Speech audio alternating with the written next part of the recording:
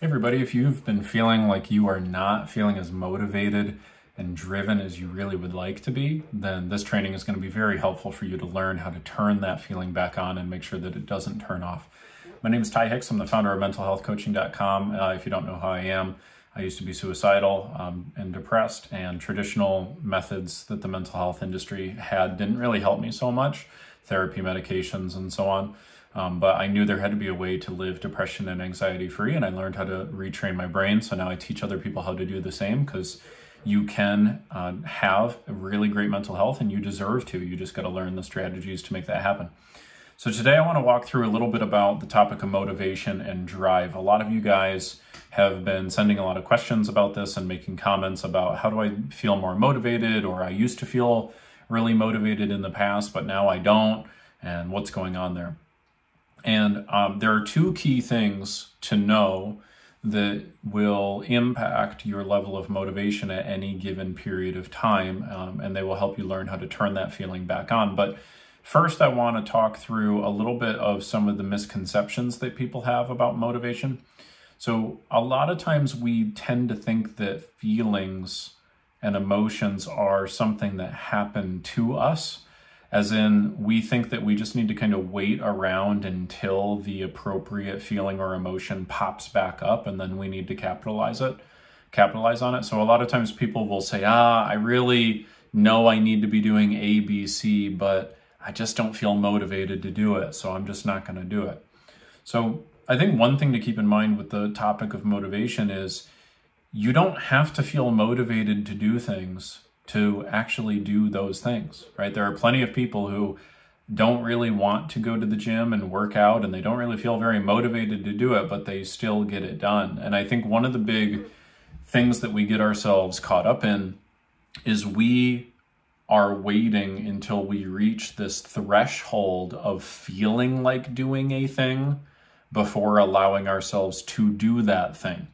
And if you think about it, right, if you have a rule on yourself that says, I'm not going to do this until my motivation level reaches a 7 or an 8 out of 10, well, then you're already putting yourself in a box and making sure that you follow through a whole lot less than other people.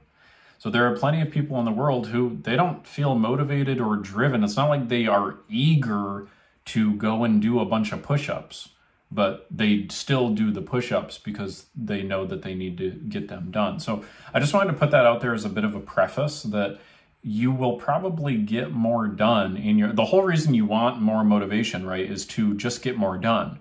And if you want to get more done, one way you can do that is stop waiting to feel motivated in the first place. For a good chunk of you, that will help you in a lot of the situations that you're currently not taking action in. So I just wanted to throw that out there as kind of a bonus thing. But anyway, let's talk about how to actually increase the feeling of motivation. Well, there are two main ways to increase the feeling of motivation. The first is you need to have what we call a compelling vision. People who have a compelling vision have no lack of motivation. And that might be worth writing down, because I have found it to be true over and over and over again.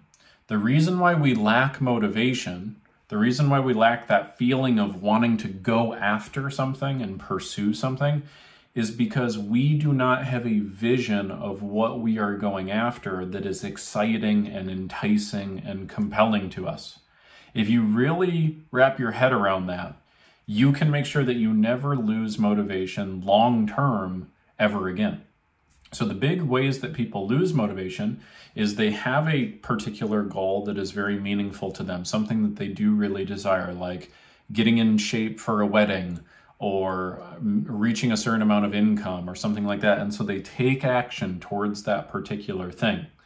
But then all of a sudden they hit a stumbling block. They run into an obstacle or something unexpected takes place. And what they do is, instead of focusing on the outcome that they were after, they now start focusing on what they fear taking place.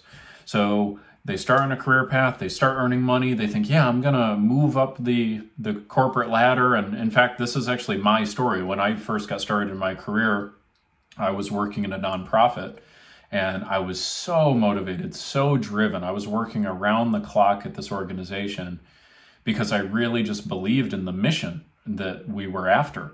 And so I would work tirelessly, and I did that for my first year, 12 months, and I got set up for a promotion. So when I got my promotion, I started off really motivated, but then my motivation waned and my stress level increased, and I didn't know why that was. And the reason why was because I was 22 and I was now overseeing a group of 7 or 8 staff members. It was like a huge amount of responsibility for me. I was literally supposed to be in my senior year of college, but I had left college early. And when I was just working myself, like it was just me at the organization doing my own thing, I was driven, excited. But then once I became a manager, now all of a sudden, some insecurities started to pop in, and I started to worry about whether I was doing things right or wrong, or how people perceived me, or if I was going to have people's respect, and my insecurities came into play. And so rather than focusing on just the mission, how do we get the mission done, and how do I enlist other people on our team in getting the mission done, more of my focus was towards myself and the ego and what I thought other people's perceptions of myself were. And so my motivation tanked very quickly, and I started to get a lot of stress. And so some of you guys have had that experience where you're headed towards something really compelling and you just run into something that you didn't expect. And what that does is it causes your focus to go on something other than the outcome that you desire. So if you are in a situation like that, I refer to them as a spin. So the metaphor I like to use, you've maybe heard me say it before, like you're driving on a road, you're headed towards a destination, right? And you're headed towards a compelling destination. Then you hit a patch of ice and your car starts to spin. You're headed towards a tree. Don't stare at the tree. Don't stare at the thing you're afraid of. What you need to do is you need to turn your head and stare in the direction of where you want to go, so you pull yourself out of the spin. So if you were headed towards a goal and you ran into an obstacle, you need to double down by re-clarifying the vision of what you're after. Or if you ran into an obstacle that was significant enough where the original outcome you are after maybe is no longer possible, or maybe it's no longer possible in the same period of time, you need to make sure that you reorient yourself to focusing on another very compelling outcome and vision, okay? And that's what happens. So the example I like to use is, think about when you wake up in the morning typically, and how excited or driven or energized you are. Just give that like a 0 to 10 scale, right? And how motivated you are. For most people, they'd probably say somewhere around like a 5, maybe a little lower than that, 3 to 5 range. And now my next question is, have you ever had the situation where you're sleeping, or I guess you didn't have to be sleeping, but let's just say you were sleeping, and then all of a sudden a smoke alarm goes off in your house, all right, wakes you up. Do you have a problem feeling motivated to get out of the house when there's a smoke alarm going off? Probably not. You are probably incredibly driven and incredibly motivated to get the hell out of that house, right? Even though you had less sleep than when you wake up typically from an alarm. So we tend to think like, oh, I didn't get enough sleep, therefore I don't have enough energy. No, that's BS. You can have plenty of energy with very little sleep, and we all have had that experience where we stay up all night and we've got plenty of energy. The reason why we have energy is we're focused on a compelling outcome. In the case of the fire alarm going off, the compelling outcome is get to safety, right? So when you're focused on get to safety, boom, there's no problem feeling driven and motivated to make that happen. Another example would maybe be, say, like going to a concert or going to Disney World or going on vacation or something along those lines. For the majority of people, when you've got something like that, energy pops up. Why? Because it's exciting, it's compelling, it's shiny, it's like a very clear vision of what you're going to experience. So it's not that you lack motivation very often, it's literally that you lack compelling goals. You don't have a goal that would excite you. And so your job is not get yourself pumped up for your boring day. Your job is create a compelling goal that would actually excite you. And then the energy will come to you very clearly, right? That's what you want to start with. And remember, you want to make sure that you focus on the outcome that you are after, not the process to get it. So for example, You don't want to focus on, all right, my goal is to go to the gym and do 10,000 push-ups. No one wants to go do 10,000 push-ups. What you want to do instead is think, no, I want to be at my high school weight, or I want to be able to bench press 300 pounds, or I want to look really good for bikini season, right? Whatever that is, you need to have the outcome in mind. That's what is compelling to you. When we focus on outcomes, we feel drive. When we focus on processes to get there, we feel drained. Okay, so that's another little hack for you. Now, we've talked a lot about focus. Okay, that's one of two key ways you can increase motivation. The second way you can increase motivation is by putting a more empowering meaning to things. So the reason why we feel very driven and motivated when the smoke alarm goes off is because we associate a meaning to that alarm, which is, oh my gosh, I am unsafe. I need to get to safety. That's the meaning that we give this random signal of beeping, right, that we hear. It's not like that random signal of beeping has any meaning other than the meaning that we give it. Okay. Now, the other form of random beeping, like an alarm on your phone to wake you up on a Monday morning to go to work, you put a different meaning to that beep, which is, I don't want to do this. Why do I have to do this? Right? Something like that. So if you give one a meaning of, why do I have to do this? And the other meaning of, we got to get the kids right now.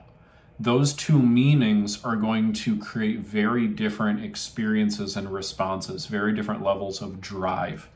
So one of the common ones that drains us is we use have to, like, oh, I have to go to work. I have to pick up the kids. I have to da-da-da. So this is a simple, tiny little thing, but again, I'm just trying to give you actionable things, is start trying to turn that into get to. I get to go to work. I get to pick up the kids.